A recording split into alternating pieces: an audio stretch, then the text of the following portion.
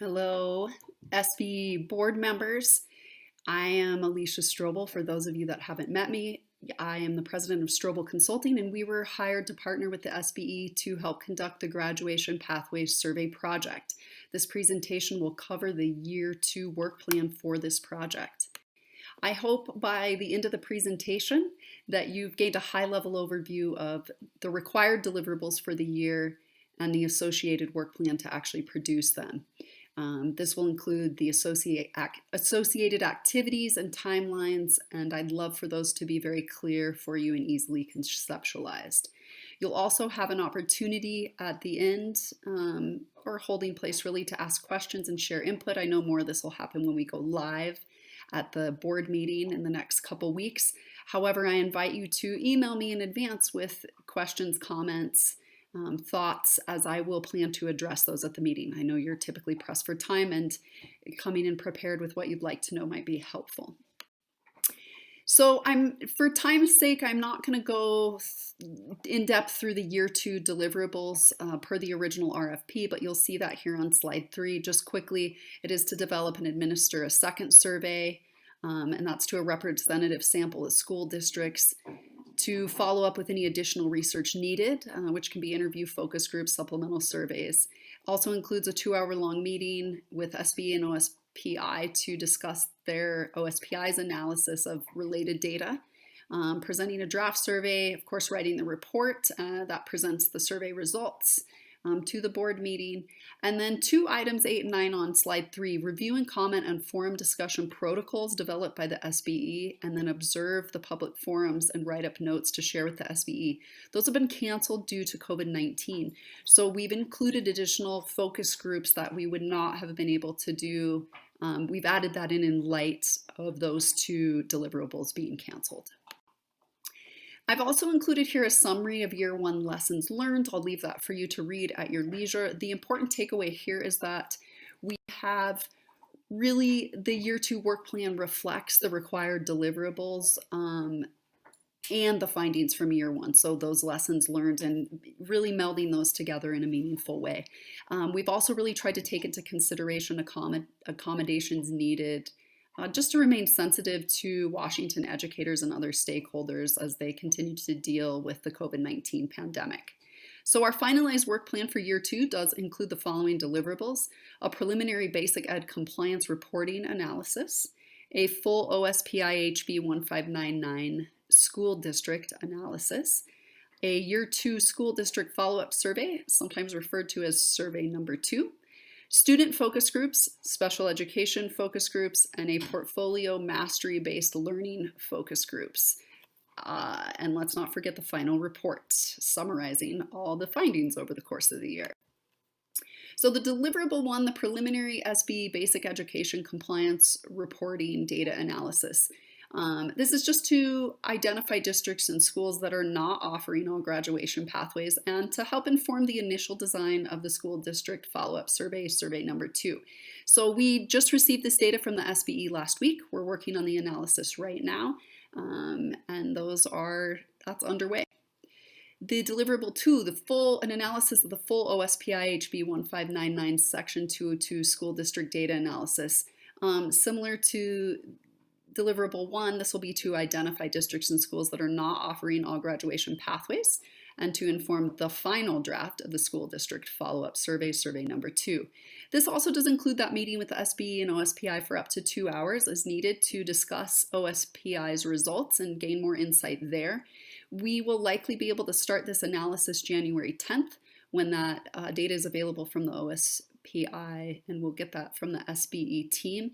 I think the important thing for both deliverable 1 and 2 is that this is just available data now that we can use that allows us not to have to reach out to districts directly because they've already provided a lot of useful information that we can use to inform survey number 2. Deliverable 3 is the Year 2 school district follow-up survey, survey number 2. So this survey will gather at a minimum district level information regarding the following items. And of course, this is per the original RFP. This is what we are tasked to do. Find out whether changes to the existing graduation pathways should be and what those changes might look like. look at any barriers school districts have to offering the graduation pathways, well, all of the graduation pathways, and then of course potential strategies to eliminate or reduce those barriers. Also take a look at whether all students have equitable access to all of the graduation pathways, and of course, if not, potential strategies to reduce the barriers that they might have. Also, whether additional graduation pathways should be included and ideas on what those pathways should be. The timeline for this will be in March and April, probably the earlier part of March is kind of the design phase, and then leaving that window open. It's going to cross over a little bit with the focus groups, and that's fine. We'd rather have a longer window for the survey. It allows more people to participate. Deliverables 4 through 6. So these are going to be the focus groups. Focus groups are going to be dedicated to capturing audiences with a particular buy-in and what the participants consider their own content expertise. We felt that this would eliminate some of the burden on educators who are already overwhelmed with COVID-19 if we offered focus groups that might be especially meaningful to them. They're more inclined to want to participate and not see it as an effort. All focus groups will be conducted via Zoom or a similar remote meeting platform. Of course, they'll have high quality video, breakout options, and recording capabilities. Additionally, as part of the focus group registration form for all focus groups, we will include a little micro survey of about 5 questions. They'll be unique to the specific theme of each focus group. There will be some overlap, continuity between the 3, and this will just let us collect some preliminary data to inform our final focus group protocols. Additionally, we built this in as a way for stakeholders that don't want to participate in the focus groups, but where they'd still like to give input on a particular focus area. This will allow them to access the micro survey and share their feedback there. Even though it's small, at least it gives them a format, if they're like, I don't want to do the focus group. The timeline for this will be March and April with appropriate consideration for potential breaks and state testing. We will have a variety of focus group windows. So different weeks, different days, different times of day. We would like to get 50 participants for each focus group. If we have additional people who want to participate, we will open up additional focus groups. The goal here is just to get as many people as we can with a target minimum of 50. And that is the same across all 3 of our focus groups. So the student focus group, we will center on identifying what students need in terms of graduation pathways, what they feel they need, and what is missing or not currently working for them. On this focus group, we do have to collect permission slips. So we will create both an online permission slip and a paper pencil permission slip that can be scanned and sent to us by someone at the school. We'll work with someone there to coordinate. These must be signed by a parent or guardian for any participating student. We will make the online and the paper pencil version available in both Spanish and English. And we create these 2 different forms to make sure that students who don't have access to internet, of course, they can participate as well, or if people just prefer paper pencil, that's great. We like to make both options available. The student focus group information will be shared with stakeholders around the state. So students around the state, educators around the state who then can invite or sort of facilitate having their students participate. So we will make it very open. The other thing in talking with the SBE team, we really wanted to come up with a way to offer focus groups so that they reduce attendance barriers for all students, including students of color, students receiving free and reduced price lunch, or students in special programs. And this will likely be in the form where we'll host some special times where it might be the all young women's focus group. So, if you wanted to participate in that one, you could, or you could do a mixed group one or different things like that. So people feel comfortable being honest and sharing. There's no barriers there. The special education focus group, this is going to focus on utilize key stakeholders who are content experts in their area to collect data that further explores the perceived strengths and weaknesses of existing pathways available for students receiving special education services, also what is needed in the future, and what ideas they have for addressing perceived areas of weakness. So this focus group will be offered to all stakeholders around the state, and as I said earlier, participants can self-identify as a special education content expert. We're not limiting it just to special education teachers or students receiving special education services. Anyone who believes that they have content expertise or feedback or experience in this area are of course welcome and will be encouraged to participate.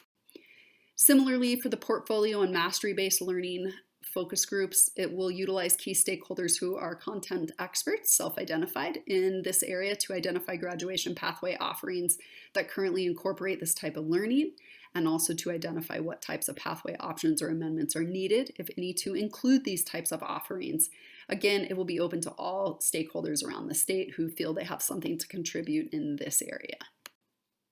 Final report will be very similar to the report in year one. I've listed here what it includes at a minimum, so you're welcome to go through that. But of course, I think the important points, we will summarize the survey results, methodology, data analysis, and also provide key ideas, potential strategies, lessons learned to inform the SBE decisions on what to include in their next report to the legislature. All data is always reported in aggregate to protect confidentiality, especially demographics and that type of thing. The timeline for this, a draft of that final report will be made available to the SBE team in April. We'll get their edits incorporated by early May, and then a full presentation of the report and subsequent findings will be presented at the May board meeting. So I know that we have a couple weeks until the actual engaging discussion and question answering session. However, as I mentioned earlier, you are very welcome to email me in advance of the board meeting. My email address is on slide 14 of this presentation if it's not in front of you. So I can kind of think about what you'd like to have me address at that meeting to save time. I'd also appreciate hearing any thoughts you have on how you might be willing and able to leverage your stakeholder connections to promote diverse participation in both the year two survey and the focus group work. Of course, we'll reach out to everybody, but if you have a contact name at a school or a group that you think might be interested, it's always nice if we can email them and let them know that they were referred by you directly. Thank you so much for allowing us to partner with you on this project. We so enjoy doing it, and I look forward to answering your questions and having a fabulous discussion at the upcoming board meeting. Thank you so much.